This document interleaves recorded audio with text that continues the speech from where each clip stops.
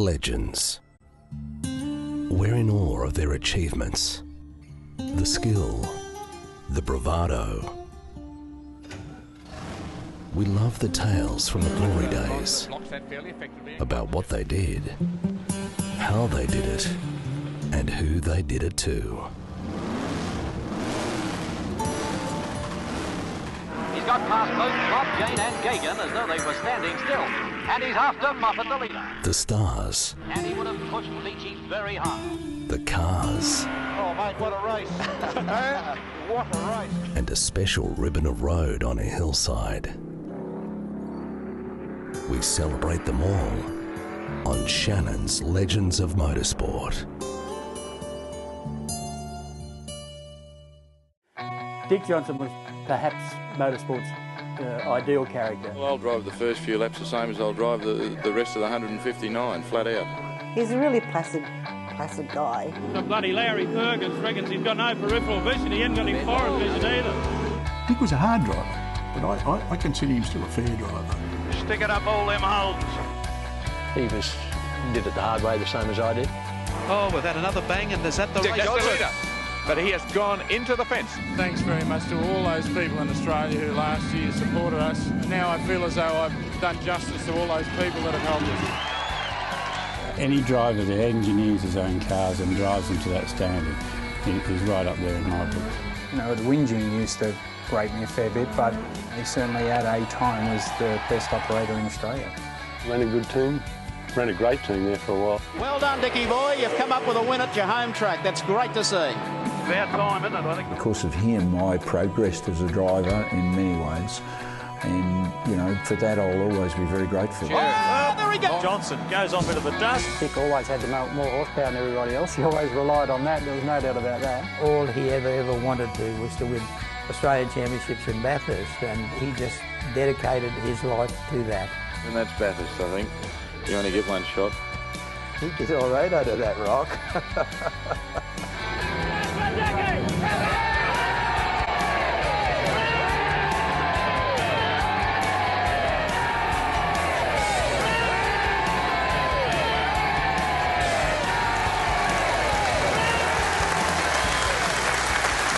Hello and welcome to another Shannons Legends of Motorsport series. Yes, we are back. We have the big names. We have the iconic cars from Bowden's own private collection once again. We'll tell some great stories and we'll have those special features from the 7 Motorsport library. Dick Johnson's here.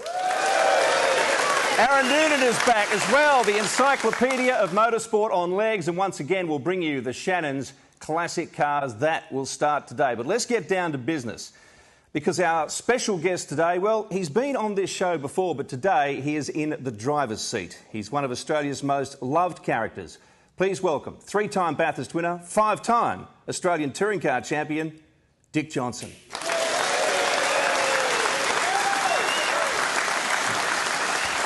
Good to see you, mate. Good to see you.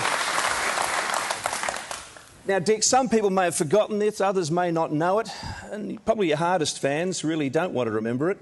You started driving in Holdens. No one's perfect, mate. As I've always said, you start at the bottom and you work your way up, so... There are a few different models at the bottom, though, FJ, EH. There was more than just one. Yeah, well, my dad, he was a sales manager of Eagers, and obviously they were the Holden and GM agents in Queensland, and that's where the Holden came out in me. So, but when it gets to a point where somebody says to you, after you've spent every single cent you got going racing, and somebody says, mate, would you like to drive my car? And it's not going to cost you anything. I couldn't care if it was a Skoda, mate. I would have been in there. So. Well, the XU1, Bathurst, Bob Forbes. Yep. Yeah, that was my first attempt at Bathurst, which that was a story in itself, because Forbesy said to me, and Forbesy not being a very mechanical person, like he was good at putting deals together, but at the end of the day, he rang up and said, look, he said, I'll send a couple of guys up. The car's all prepared because I had the engine. He said, all you got to do is just put the engine in and away you go. Mm. Well, this thing turned up, and all it had, dead set, was a roll cage in it.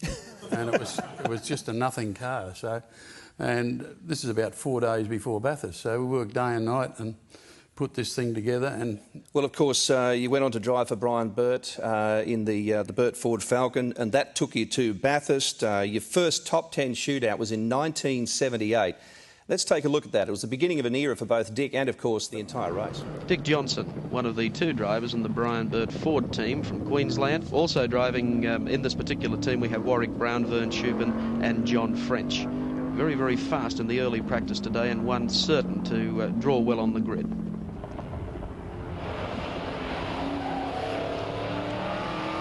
The Brian Burt Ford moving very fast up towards the top of the mountain, and as Mike Raymond said, the track is starting to dry out in patches, but it was a disappointing run all the same for Dick Johnson at 2:35.74. And just quickly, Vern Shupin was your co-driver there too. Great driver and a great bloke. Yeah, he was. He drove me for a couple of years there. He was, really, really good, steady bloke, and he had trouble getting his head around the touring cars though after driving those cars that had a lot of downforce and things like that. Well, he had driven F1, yeah. Oh, yeah, but I remember that because I'm sure you remember Peter Williamson, when I give him a bit of a Liberace coming at the end of the straight, and then he attacked the car with an axe, if you remember.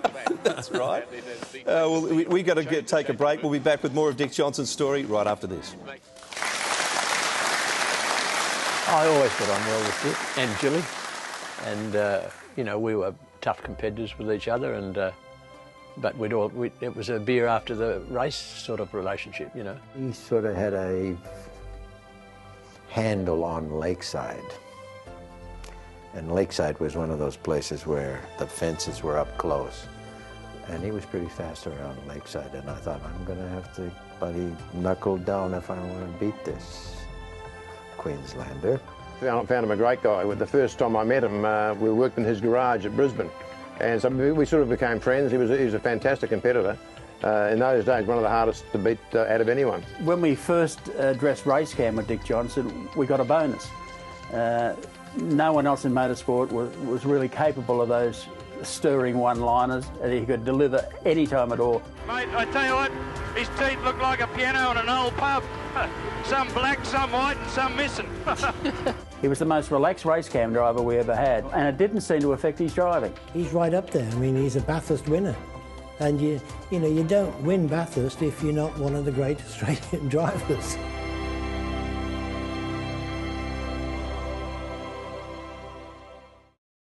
Here he comes, quite tidy there, really stretching the engine as they work their way up to the top of the mountain.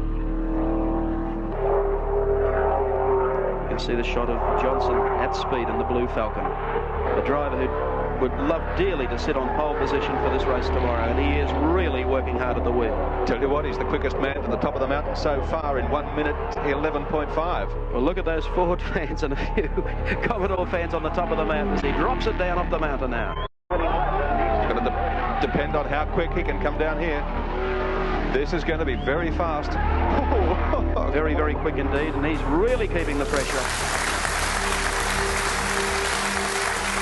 Welcome back. Shannons, Legends of Motorsport. Our special guest is Dick Johnson. And, well, you were hanging it out in a lot of ways, actually. Ross Palmer's now involved. It's the beginning of Dick Johnson racing, and you've mortgaged everything. Yeah, we certainly did. It was one of those situations where I said to Gilly, I said, well, look, either we can sort of just continue on with the business and make a really good living, and otherwise we can sort of mortgage the house and I'll buy the bits off Brian Burt Ford or John Harris at that time, and because I reckon we can go racing and win races. And I said, if you do that, I'll be the happiest guy in the world. Otherwise, we can just go the servo and have a life and live with the most miserable prick you've ever met, So. You're referring to yourself, of course. Yeah, right. Absolutely. Well, as you mentioned, you couldn't do it without Gilly, and you couldn't do it without the help of this bloke either. John French, co-driver for Dick Johnson back in those days. Let's get him on stage. John French, ladies and gentlemen.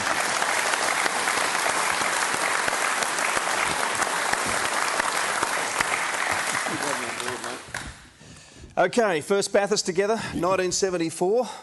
Tell us the truth. What was it like, John? Well, I'd like to start off by saying that Julie got both. With what Dick said, she got a happy go.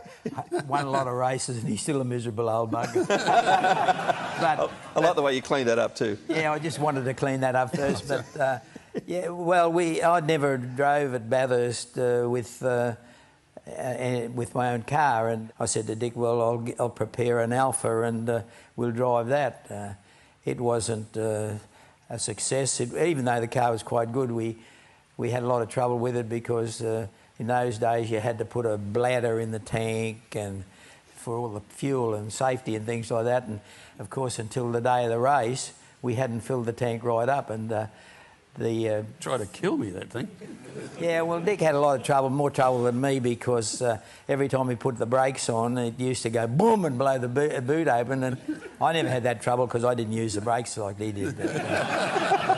But I don't know, we didn't even finish it. He wouldn't get back in it. I just had to keep going. And, no, oh man, the boot was like a butterfly. It'd be blowing up that many times. It just... He used to pull up down through the S's and get the flaggies to put the fire out. Put the fire out and then off I'd go again. After the third time I said, mate, you can drive this thing. I'm not driving it anymore. Yeah. Well, you qualified second when you drove together, of course. Frenchie actually didn't get to drive the car because on lap 17, one of the great moments of Australian motorsport took place. Here it is. Brock won the race by 6 laps last year, but I imagine now he's not saying, well, I've got 6 laps to spare. He'd be a very worried man. Oh, we've had another bang, and is that the race? That's the leader. Dick Johnson. Now, whether Dick has been hampered by the rescue truck here, which is out on the track, but he has gone into the fence. Unbelievable set of circumstances that has taken out the 3 leaders. The message we're getting back from our camera position there is he'd hit a rock. Goodness there. Oh, you me. can see how he went up the wall there now. He was lucky not to go to the top of the wall. That's absolutely incredible. He must have hit that wall flat out. Just as we see the Dick Johnson car taken back to the graveyard of hopes here at Mount Panorama. Such an iconic moment in motorsport. 20 years later, they're making little mementos of the rock. I've still got one at home somewhere. Dick, an incredible story. Look, you know, a lot of people probably don't realise how it actually transpired, but that's a very blind part of the racetrack where you come up through the cutting and there was a white flag being waved there, which I knew was a slow vehicle there, because this was when, before we had safety cars and things like that, it's when they had these tilt tray trucks that go around and pick up all the broken down Commodores, and the thing was that it's very blind and it's a bit of a right hand bend, and there was the tow truck, as you saw, was there, and when I arrived there, the truck was there, the rock was there, and the bank was there, and I thought, well, I'm not going under the back of a truck, so I tried to go up the bank, and there wasn't enough room for the 3 of us, so that's how it all happened. But at the end of the day, it sort of, at that point, it was probably the worst thing that could have happened, but it turned out to be the best. Well, the public support, as we know, was enormous, and within a year, I mean, in sport or in life, you don't often get second chances, but within a year, you guys were on top of the podium. Yeah, that was a huge effort, you know, by like all the Australian people, and certainly one Edsel Ford II, he was the Vice President of Ford Australia out here at that point in time, and we became, you know, pretty friendly. And one of the phone calls that came through to Channel 7 was Edsel, and he said, look, he said, for every $1 that's been donated by the public, he said, I'll match it 1 for 1. And poor old Edsel probably thought, oh, well, Ford's up for about 4 or 5 grand, you know, we can handle that. But like 78 grand later, he thought it was the best investment he ever made anyway. I've still got letters from him at home and at work just stating about our friendship and how it all started. That was fantastic. I mentioned at the top of the show our expert commentator is Aaron Noonan, a teller of extraordinary tales. Here's one of them. Really great to be back for Series 2 of Shannon's Legends of Motorsport. I can't let the moment pass while you've got those 2 guys on the couch, but tell you a little story from back at Bathurst in 1969. This is before Dick's even raced at the Hardy Ferodo 500, as it was then known. Our viewers and our audience members might remember the first lap of that race, there was a multi-car pile-up. In fact, 3/4 of the field were involved, and John French was right among it. When they finished crashing into him and bashing into him and sending him down the road, finally he had a spectator come over the fence to help him out. Who else but Dick Johnson? And of course, 12 years later, they'd win the ultimate, the Hardy Ferodo 1000, which had become by that stage the James Hardy 1000. Because of the way the race finished, we can't announce second or third or the classes yet. But the one thing we can announce with certainty, the winner This is James Hardy from Bowden, Dick Johnson and John French.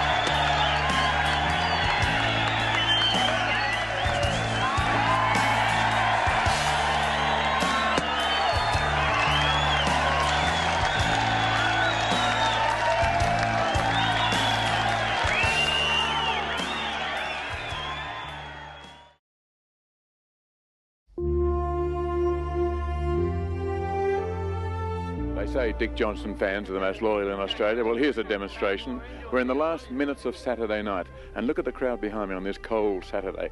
What are they watching? Well, they're watching an effort which, if it succeeds, will be one of the miracles of Mount Panorama. Dick Johnson's crew are trying to rebuild car 9 into car 17. And there it is, you're not going to believe it, overnight, car number 17. It's a new car, it's not the one crashed yesterday. You wouldn't know the difference. Dick Johnson, and a huge roar goes up from the crowd here at Mount Panorama. Just look at the rival crews, all waving to Dick Johnson. As we return to Mount Panorama, let me bring you some sad news from the Dick Johnson pits. It seems that the great effort by the Queensland team to get back in this race and stay in it has come to nothing. What's happened, Dick? It's just that the gearbox oil pump has thrown the towel in, and means the oil in the gearbox doesn't get cooled, and it just overheats and fries the oil in the gearbox. You've got some of your team standing here. You must feel very proud of them. I really do feel proud of them, Evan. They've done a tremendous job. They've worked all night, and again today. They've worked all day today. So. And it's not only that, but the months preceding, the amount of work they put in is tremendous. Adding to the legend in the Shannons Legends of Motorsport, and this was the rebirthed car in 1983 after you became the first environmental driver. You were hugging trees. And that was, but in all seriousness, that was a life and death situation, I have to say. Well, you know, I suppose I walked out of it, so it looked pretty good. You know, when I sort of got to that point, I knew it was a reasonably good lap, but the car had a bit too much understeer, and just at the end of the wall is these bunch of tyres, you know, and they're for the people every other day of the year that drive up the mountain, so they don't run into the end of a concrete wall, and they used to stick out beyond the wall, and you know, when you're qualifying and that, you can have scrapes on walls and things like that. That's no big deal. And I got to the end of the wall and it just took the front wheel and broke the steering arm off. And actually, I've still got the steering arm that broke at work at this point in time. And it was about then when it started heading in the trees, I thought I could be in trouble here. So, but from that point, once the car stopped and once I got out, I can't remember anything else until I was walking up pit lane with Frenchie and Julie and them later on. So that's probably a good thing because Brocky gave me a lift home. That's right, I remember that. And Frenchie, your first thoughts? Worried about Dick, or just he's denied me a drive again? Well, no, actually I wasn't driving with Dick that year because George Shepherd was a team manager or something, and he decided that he wanted someone younger and quicker to drive with Dick, and KB got the drive, and he got one of the two anyhow. He got someone younger. The rebuilds in those days were quite amazing, though, and we should, of course, pay a tribute to Tony Warriner here and Di, the TAFE team. They did an amazing job. Absolutely. It did for many years. Absolutely. You know, they were the backbone of Australian motorsport for many, many years, even going back to the Amaroos and Oran Parks and certainly Bathurst and that, the number of cars that they repaired. Yeah, they did a wonderful job for a long time. And that brings us to our Shannons Classic car, presented by Aaron, and this one holds a special place in motorsport history. Billy, this is the car that took Dick Johnson back to the top. The 1981 and 1982 Australian Touring Car Championship winning car. You watching at home may very well have donated the money that helped put True Blue Mark II back on the racetrack. This is the car that replaced the Rock car. So simple compared to the modern day V8 races. Not really much cage work in there. Road car converted to race car. 4-speed gearbox, 351 Cleveland Ford V8. Lapped Bathurst in about 2 minutes 20 when you consider that today's V8s are lapping about 13 seconds faster. That says that this was an impressive car. This car was involved in perhaps the greatest Australian touring car race, the championship decider at Dick's favourite backyard at Lakeside in 1981. Dick in True Blue versus Peter Brock and the Holden Dealer Team Commodore. One-on-one, winner take all. And in the end, it was the hometown hero in this very car that got the job done. It's been restored back to its condition of how it won Bathurst in 1981 for us to all enjoy as part of the Bowden's collection. I'll get both of you to comment on this. What was it like to drive? Be honest. It was an awesome motor car, actually. It was really, really very predictable, and that race at Lakeside, though, Frenchie wasn't there, would you believe? He was in hospital. I won't say what he was getting done, but anyway. Okay. He was in hospital at the time, and which was a shame, really, because he was and always has been very much a part of our team, and very successfully in a lot of races. And a lot of people don't realise just how good this guy was, to be quite honest. And he even says now the older he gets, the faster he was. So, Billy, I just have to throw something in here. Dick will hate me for doing this, but as much as we loved the True Blue car, one of my real favourites is the Palmer Tube Mills XC that won the 1984 Australian Touring Car Championship. Dick became a history maker that year because he became the first man to win a national championship with sheepskin seat covers. Have a look at this ad from the Bathurst telecast in 1984. What four-letter word best describes your car seat in summer? Yikes! Ouch! Now, what about Dick Johnson? Cool. Skinny's cool. Skinny's real sheepskin car seat covers actually breathe to keep you cool. They're easy to fit and priced from $29.95. I won the Australian Touring Car Championship on Skinny's real sheepskin car seat covers. I swear by them, not at them. Skinny's, Australia's sheepskin specialists. What a handsome devil. The old sheepskin covers. Incidentally, Aaron will be joining us on the sofa after the break. John French, before you go, you must have some classic memories. Any more yarns you want to tell about this bloke? Oh, well, there's plenty of yarns again. That sheepskin thing there, in actual fact, why I wasn't at the Lakeside to see the results of Dick winning the Australian Championship, I was in hospital having a hemorrhoid operation. And that was a bit of a bummer, mate, wasn't it? Yeah, and that's why we had to have the sheepskin seats from then on. Because to be gentle with me, but oh no, Dick and I go back a long way. You got your licence taken off you. Oh yeah, I never wanted my licence back. Cams took my licence off me because Freddie Gibson and Brian Foley had been preparing these Alphas that Christine Gibson and I were driving, and the last event they found something wrong with the suspension, and they took my licence off me for 3 months, and I never wanted it back again because if they'd put it where I told them to, it wouldn't be a very good licence to. But the only On that note, John French, thank you for joining us. And on behalf of all Australian sports fans, let alone motorsports fans, thank you to both for the great memories you've given us. Absolute pleasure. We're riding along with Dick Johnson, and Dick Johnson has taken over the lead in the James Hardy 1000. That should make one Queenslander very happy, and that's the fellow who's driving the car. Is that correct, Dick Johnson? It sure is, mate. Stick it up all them Holdens. Now, come on. Some of our viewers might drive the Holdens. Yeah, well, that's all right, mate, but they've been giving us a bad time for long enough. It's about time we give them one. Well, how do you feel at this stage? You think you've got the wood on Perkins and Brock? Nah, mate, it's a long way to go yet. Yes. A long way.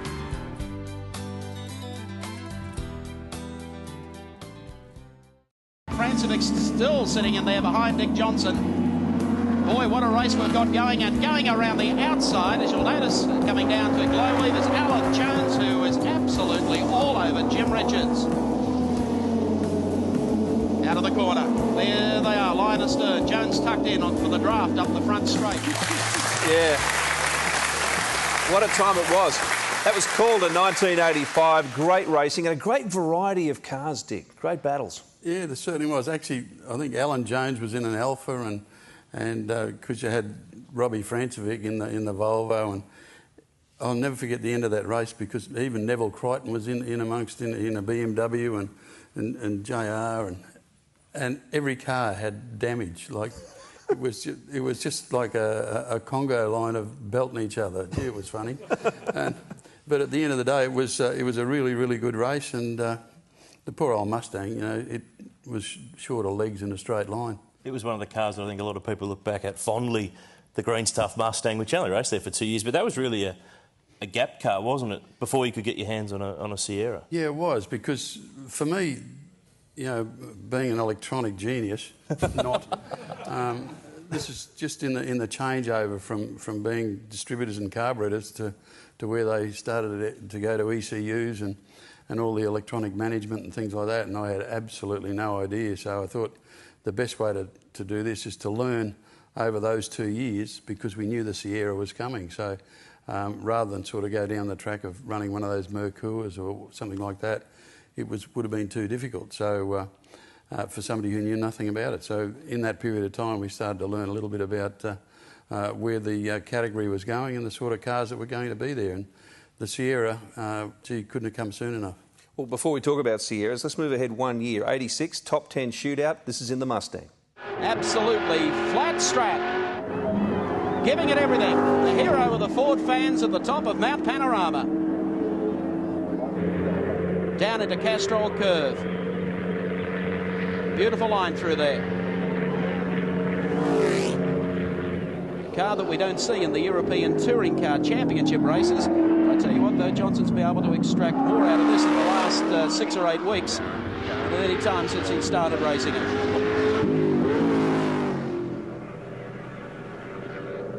And here he comes, down to the left-hander at the end of Conrod Straight. You're travelling with him through the left-hander. Now stick all the way to the floor, and Dickie Johnson takes the checkered flag.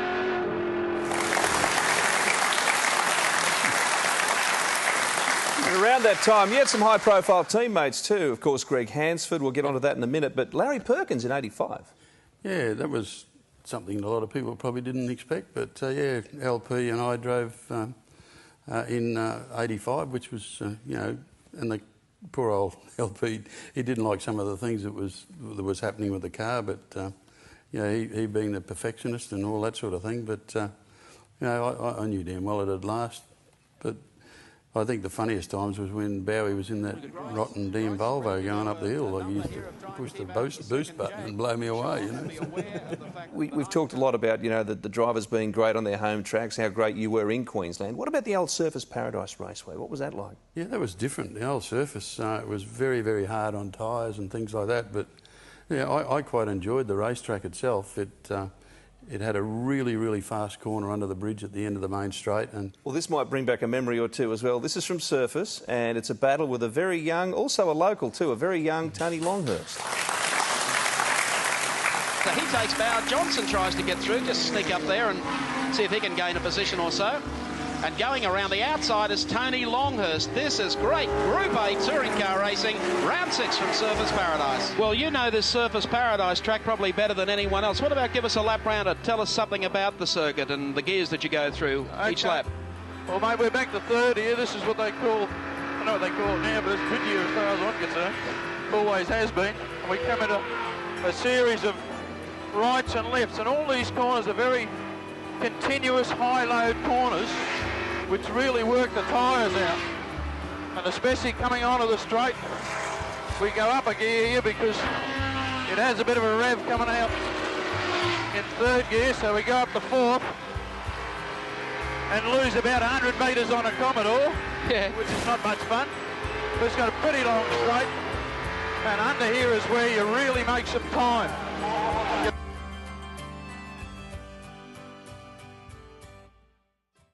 Dick Johnson advanced into the top 5, only to be confronted with a full-scale traffic jam between turns 3 and 4. He collected Californian Brad Knopfsinger at full clip, only to fill the periscope of Grice, whose brake pedal had been on the floor for ages. I picked what I thought was a hole, but before I knew it, somebody had filled it, and then somebody hit me, and then somebody else hit me, and it just kept going and going. Welcome back, Shannons, legends of motorsport, of course, with Dick Johnson. Aaron Noonan joins us. And Calder Park, your NASCAR adventure, not a lot said about that over the course of history. Yeah, thank God for that. Look, you know, it's different sort of racing altogether. You know, the cars aren't that hard to drive, realistically. 90% of it is all the setup of the car, you know, being able to learn how to drive, because it's a different style of driving where you don't rush in the corner and jump on the brakes like we do in road racing, but you sort of roll off the throttle and probably left foot brake and all that sort of stuff. But yeah, she was certainly different, but it's not hard to become part of somebody else's action. What you don't realise is that when you're sitting in the car and you come into the banking, you can only see about 50 metres in front of you because you're looking down on the road.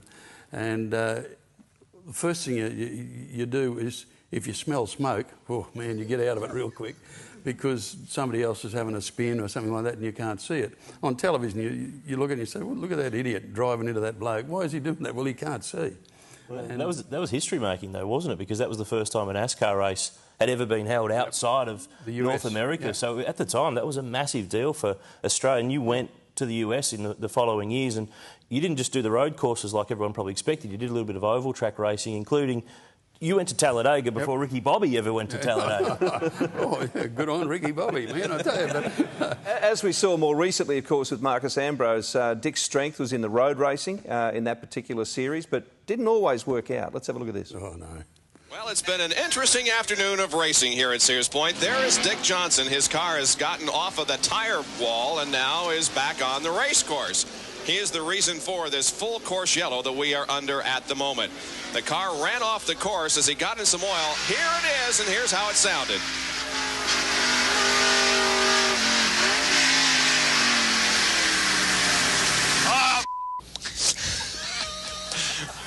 Well, he was a little upset with himself when the car on the track was...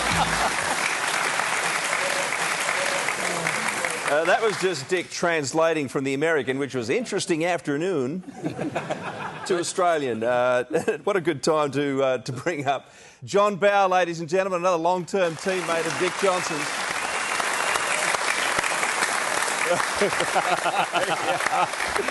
Oh, I love that bit. Hey, mate. How you going? Good, mate, you? Well, that must have sounded typical to you.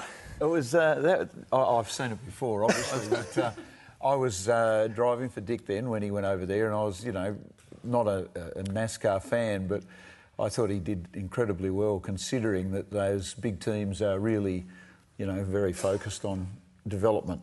And I thought that was hilarious, but he didn't, obviously. No. How did you reconcile that adventure? Because you're a purist, you started in open wheelers, and, you know, what did it mean to you? Well, I was, you know, it was a kind of transitionary period for me, because I started in open wheelers, raced open wheelers for years. But when I started driving for Dick, all of a sudden I became, you know, I mean, I'd been racing for 10 or 15 years, but I became known instantly because of my association with him, you see. So I've often said this, I sort of used to tow around on his coattails. I'm still doing it. Well, the thing was, though, we saw on that vision there, Dick involved in a crash that was pretty unavoidable, but in research for Shannons Legends of Motorsport, I found that there was a man who was the first man in the history of the Calder Park Thunderdome to crash a NASCAR. That was me. That was you? Yeah, it was me. John Shepherd was building NASCARs for Bob Jane. And John Shepherd had run the Volvo team when I drove for Volvo, and I got on really well with Sheppo. So he said, would you like to come and have a drive in a NASCAR? And I went over one midweek and had a little drive around. I thought it was a bit weird, you know, like where you can't see anything, you know, you're in this banking and you're kind of trying to look up there and you keep looking down there. It was a weird sensation. I didn't know the tyre was rubbing, and the tyre was rubbing on the guard because I couldn't tell. You know, there's no Couldn't smell it? No. Must have been left behind the wind. And next thing you know, I got a puncture, like a tyre explosion. I've backed into the wall and crashed it. And then Bob Jane turned up in his Mercedes and gave me a big bollocking. And it wasn't a good experience, to be honest. So you never raced one ever? No, never raced one. No, I raced an Oscar, oval track Oscar thing, which I quite enjoyed the racing, but I didn't enjoy the oval bit. OK, well, on the way to the break, what a coincidence, JB, because here you are in the Oscar. Oh, really? No. Hard up against the wall, comes down.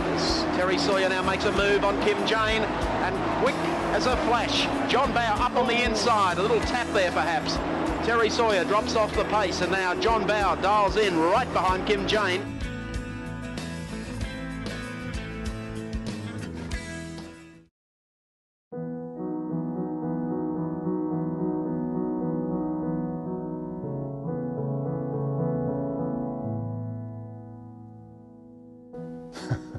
Dick, quintessential, laconic, laid-back Queenslander, hell of a competitor, great driver, but a bloke who also knows the meaning, or also knew the meaning, of putting on a show.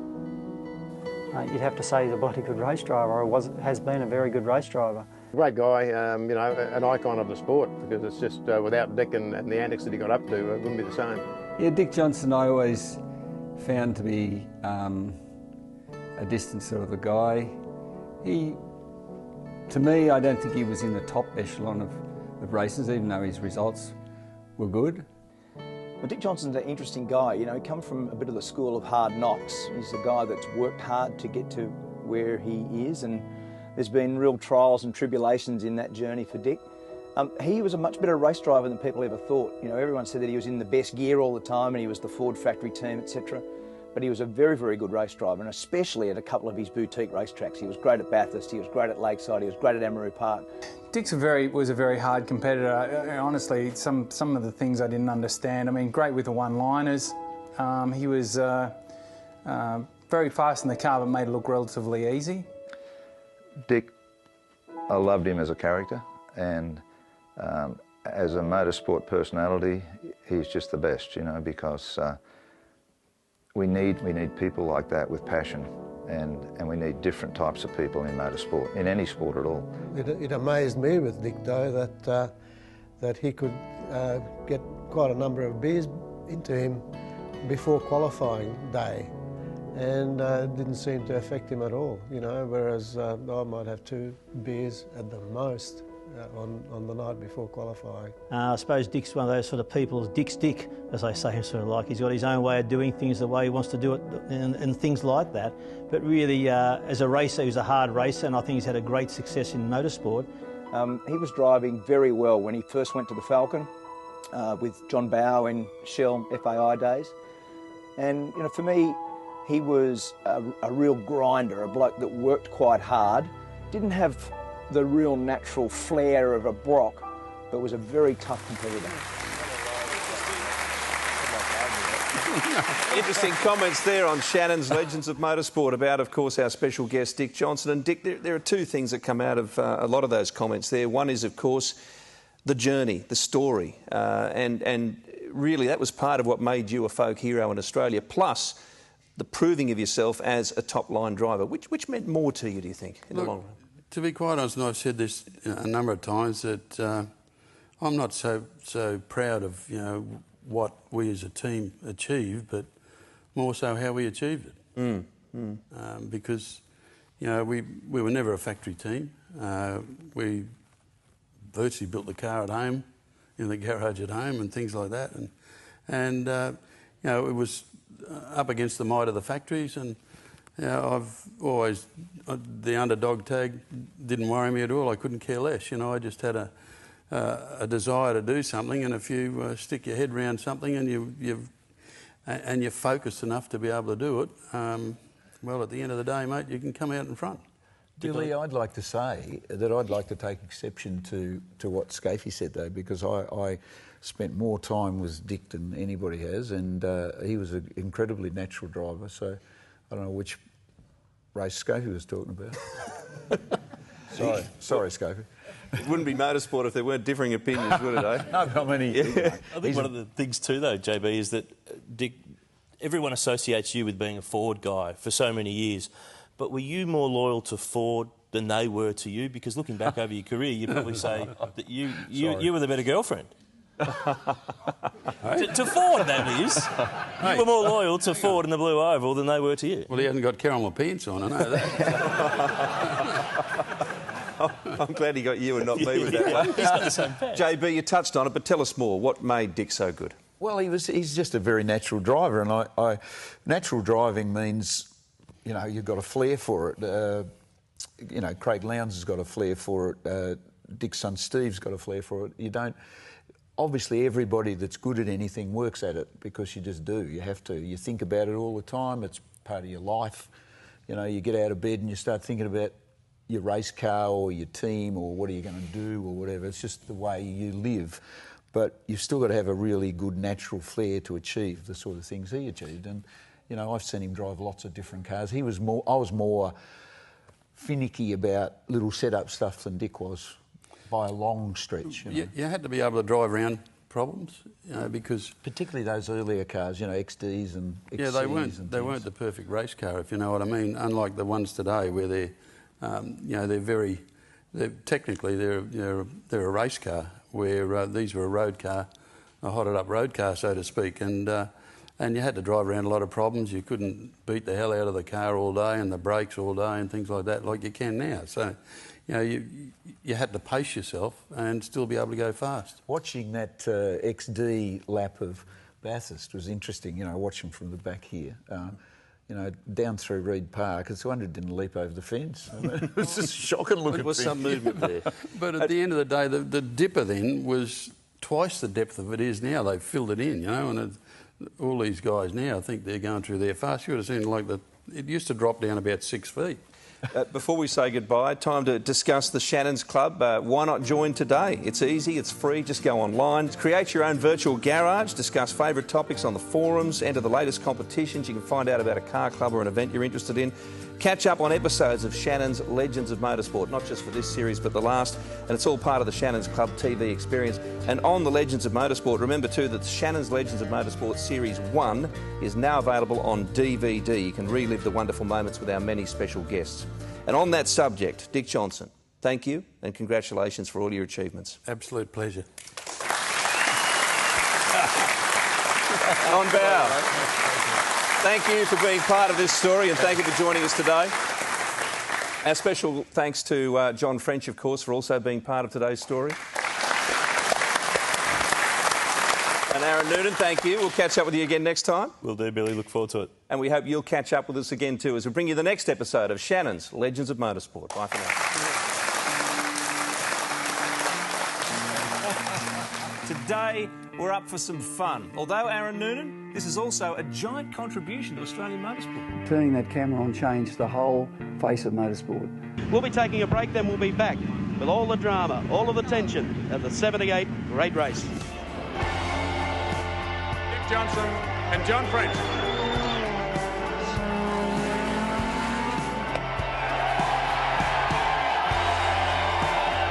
He's almost cut a groove. Oh, the 1995 Series 1000 Dick Johnson.